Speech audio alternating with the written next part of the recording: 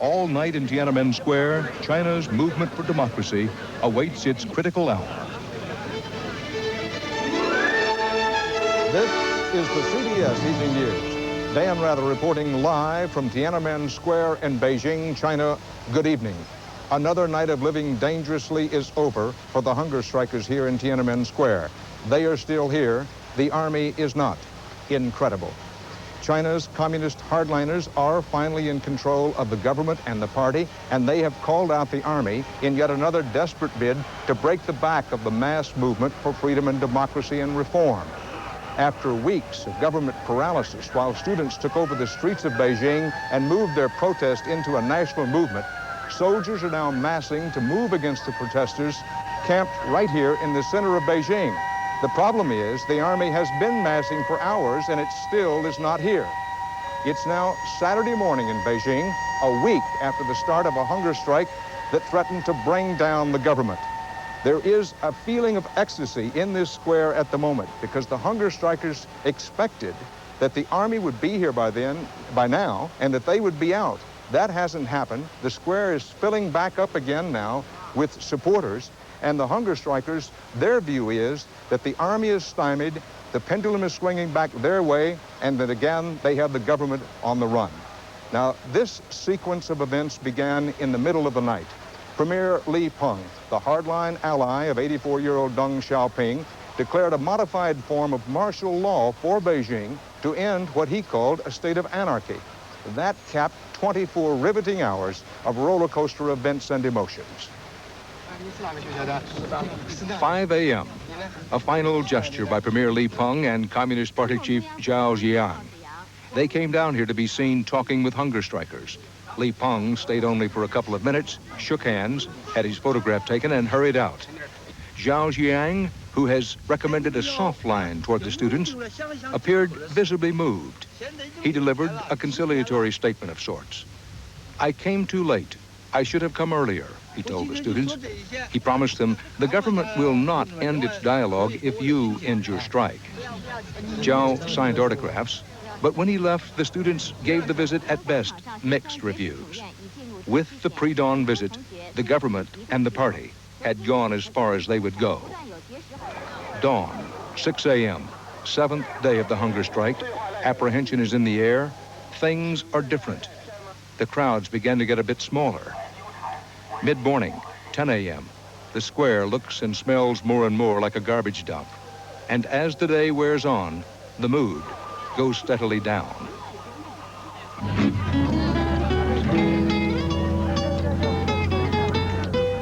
By early afternoon, students are debating what 24 hours before would have been unthinkable, possibly giving up their strike. I think the strike should stop now because now many students' lives are in danger. And I think we also achieved a lot. We do not want to lose some students because they are very young and they have a long way to go in their lives. Late afternoon, it becomes apparent Deng Xiaoping has made his decision. Go to the hard line.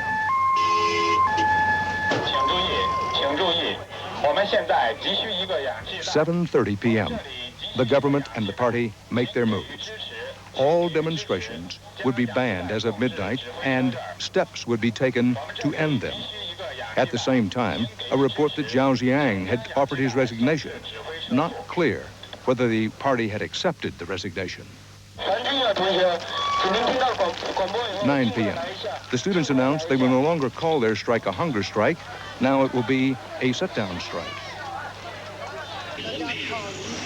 At the same time, reports of army troops moving into place near the square.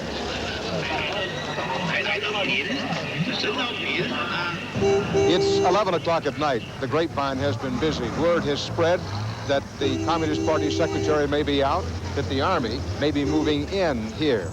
What's been happening the last few hours as word spread, one truck after another has steamed in here with people aboard.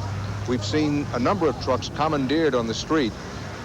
Sympathy, people saying, let us have your truck, or just taking the truck so they can get to Tiananmen Square. The sense is that something's up, and whatever it is will happen before dawn. 11:30 p.m. Half an hour to go until the midnight deadline. Protest leaders call a meeting in the square.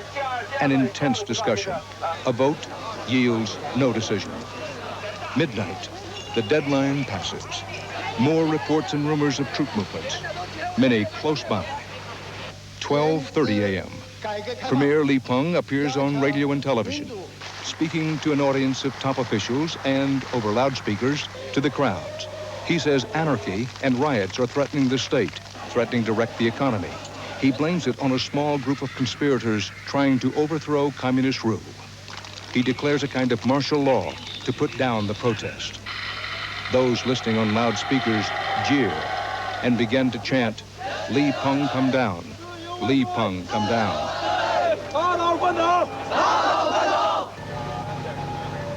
2 a.m. The army still hasn't arrived. Truckloads of strike supporters begin coming in again. The students dare to hope. 4 a.m. Reports increase that the army has tried to move closer, but has run into passive resistance from citizens. Dawn. The army is still not here. A policeman rides into the square, announcing, "I represent all of the police of Beijing. We support the students. We support the people. Long live democracy. Long live freedom." The leaders must be brought down, he says. This was a patriotic movement, and the government brought in troops with weapons to put it down. The leaders must be brought down. By dawn's early light, the students were still there. They had won the night. Now, watch and listen to this report from CBS News correspondent Barry Peterson. He moved out in the wee hours of the morning to check reports of troop movements. He found army units coming in from the west, well, over there, about 5 miles down the main road from here, Tiananmen Square. But the army was already running into nonviolent resistance. Army power met people power, and on this night, people power won. Go back, they chanted at these troops from Inner Mongolia, from hundreds of miles away, fueling rumors that soldiers from bases in Beijing had refused to march against the students. Authorities had anticipated trouble. They reportedly wanted to use the subway to move their troops, but subway officials said no. The commander and his men seemed stunned, speechless, unsure what to do next, and with cause.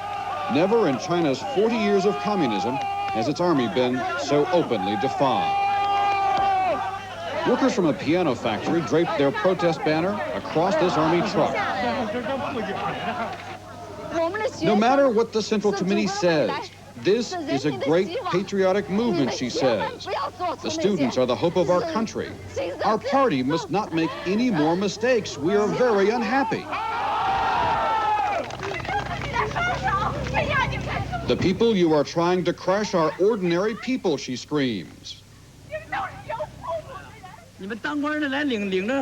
You're the ones who decided to do this, he shouts. I'm a student. I'm definitely not going to let you go.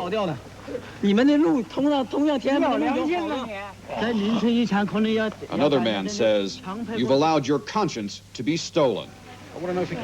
There was so much noise, this man dashed out in his pajamas to see what all the fuss was about.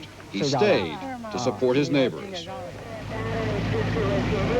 And there was more, much more. 80 trucks, complete with what appeared to be sophisticated communications equipment. The people fenced them in with a rope and stood shoulder to shoulder, a human wall. The soldiers are here because these people have used the only weapon they have, themselves, to stop this convoy dead in its tracks. And they took no chances. The lead truck would go nowhere. We will stay, they said, over and over. We will stay here, and so will the soldiers. Barry Peterson, CBS News, Beijing. After that extraordinary night, an extraordinary day, another one in the making now. I'll be back with more news from China as we continue our special series of reports on China and the new face of communism.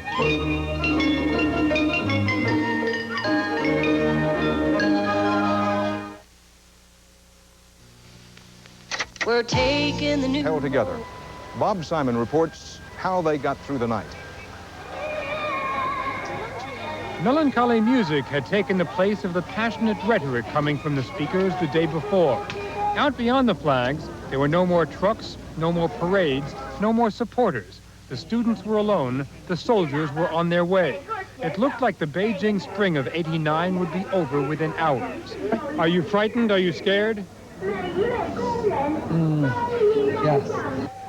When night fell and the invasion seemed imminent, student leaders started giving orders. No violence, they said. That's the first priority. If you're beaten, don't beat back. All weak students leave immediately, they ordered. There was a flurry of ambulances. And then word started getting through. The People's Army was being blocked by the people. The mood began to shift. The crowd began to swell. The speakers announced new and unimagined kinds of victories. Army tires being slashed. Subway workers refusing to transport soldiers. Big Brother had tripped, apparently. Who's a paper tiger now? The fear disappeared in the cold night air.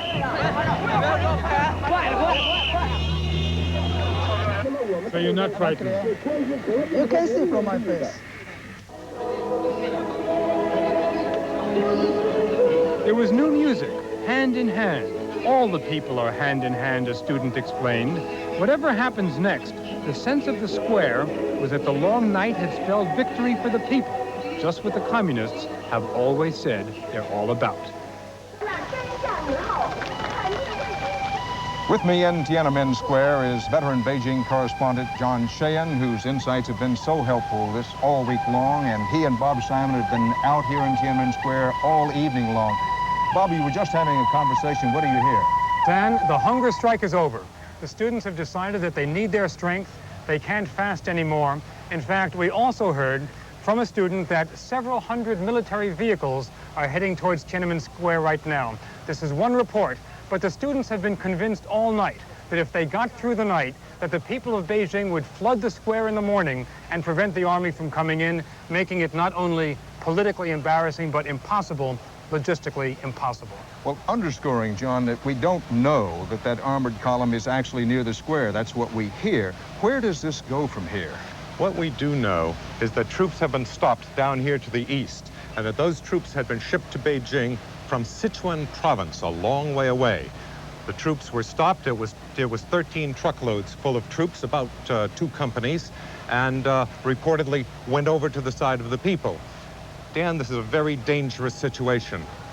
In 1976, there was a similar incident here when the army came in to put down the Red Guards.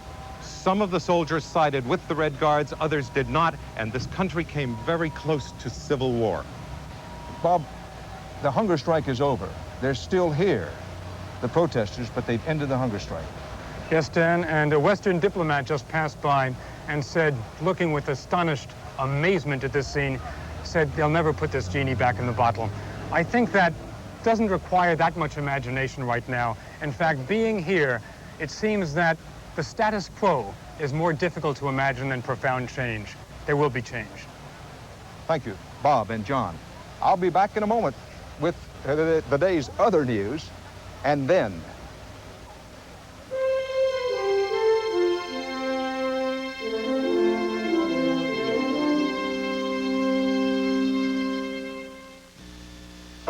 I've never seen.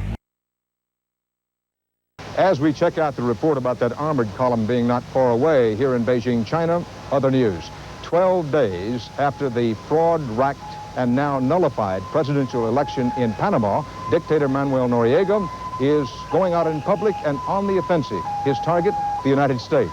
Juan Vasquez is our man in Panama City. Under increasing pressure from all sides, Noriega made a bold counterattack. First, he staged a political rally where he was hailed as the defender of the national interest against U.S. imperialism. It was his first public appearance in more than 2 weeks. He tried to appear confident, in control, a man surrounded by friends and well-wishers. At the same time, General Noriega moved on another front to hit the U.S. where it hurts, by trying to weaken security at the U.S. Embassy. At least 15 members of a private security company employed by the embassy have been rounded up by Noriega's forces. The government says the company's under investigation. Caught by surprise, the U.S. is worried about the questions they are being asked. What are the posts which are manned? What are the hours in which they're manned? How are they manned? What radio procedures are used? what transportation system is used to get guards from post to post. In other words, the nuts and bolts of how they operate. Meanwhile, the last elements of the U.S. military buildup arrive via the Panama Canal. For the moment, they are restricted to U.S. bases. Juan Vasquez, CBS News, Panama City. The investigation into the gun turret blast that killed 47 aboard the USS Iowa last month has reportedly taken a new direction. CBS News Defense Department correspondent David Martin reports it now includes a criminal investigation. Investigators attempting to determine what caused this explosion aboard the battleship Iowa are examining the possibility that this was not a tragic accident, but a horrible case of murder. Two of the crew members in gun turret number 2 had taken out life insurance policies more than a year ago, naming each other as beneficiary. The policies were worth $50,000, but paid double in the case of accidental death. One of the insured crew members was among the 47 who died in the explosion when the powder used to hurl the 16-inch projectile exploded prematurely. The other was among the 11 men down below in the powder magazine who survived. That has investigators looking into the possibility the powder was somehow tampered with in the magazine before it was sent up to the gun house. By themselves, the insurance policies prove nothing. But investigators continue to pursue the possibility of foul play because experts have been unable to come up with a plausible explanation for how the powder could have gone off accidentally. David Martin, CBS News, the Pentagon. Ferdinand Marcos, exiled former president of the Philippines, is reported to be near death tonight in a Honolulu hospital. Heart, lung, and kidney failure among his ailments. The current Philippine president, Corazon Aquino, refused today to allow Marcos to return home to die.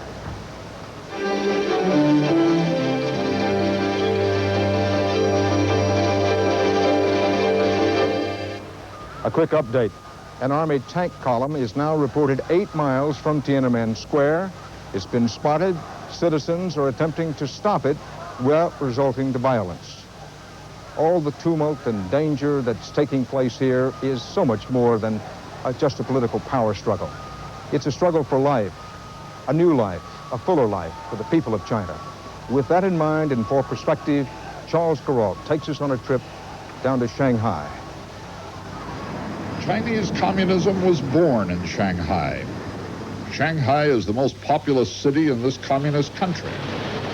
Let us find a child of communist Shanghai, say that one riding home from school on the back of his father's bicycle, and ask him, "You little boy, what would you like to be when you grow up?"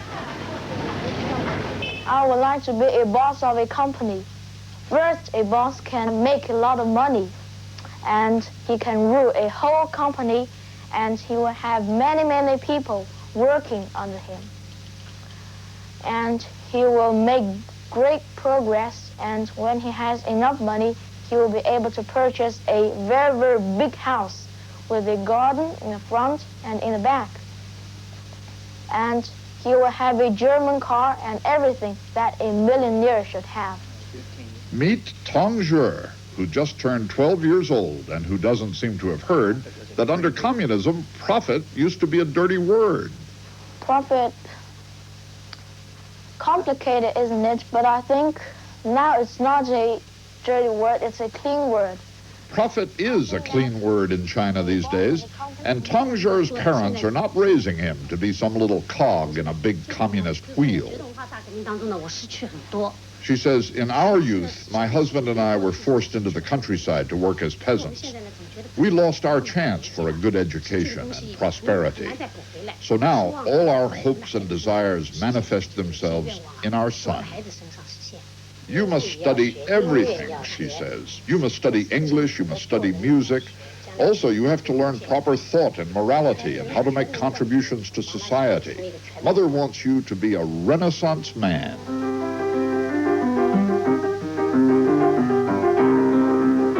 The family lives in one room. Tong Zhe has a bed of his own. To make room for a piano for their son, his mother and father moved their bed out. They sleep on the couch.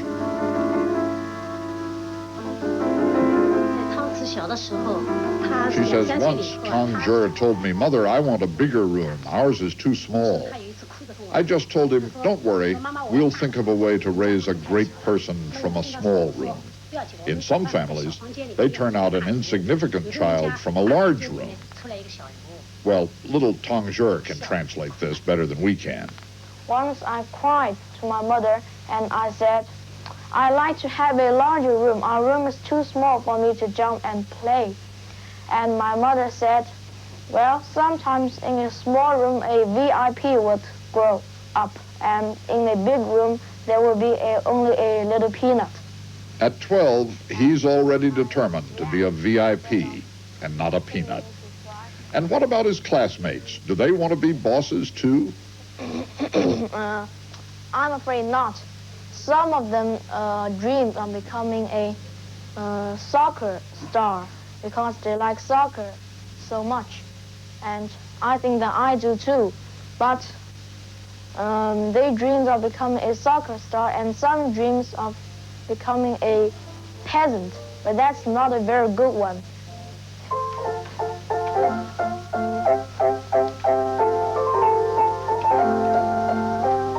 In a country which only a few years ago tried to banish all Western influences, in a room above a back alley in Shanghai, a little Chinese boy wearing a New York Giants football sweatshirt is practicing his Mozart and planning his life. I will make a long trip through the whole world, and I will see all those famous places such as the Statue of Liberty and Golden Gate Bridge, Broadway.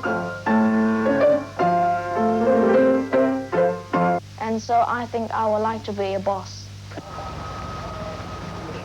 Back here in Beijing, the Army is maneuvering on the outskirts of Tiananmen Square. The student protesters are hanging in, hanging tough. We'll continue to monitor this story. We'll have special reports for you on this CBS station when they are warranted. We hope to have a report in your late local news tonight. We hope you'll stay tuned as these days of awe in China continue. For now, Dan Rather in the CBS Evening News.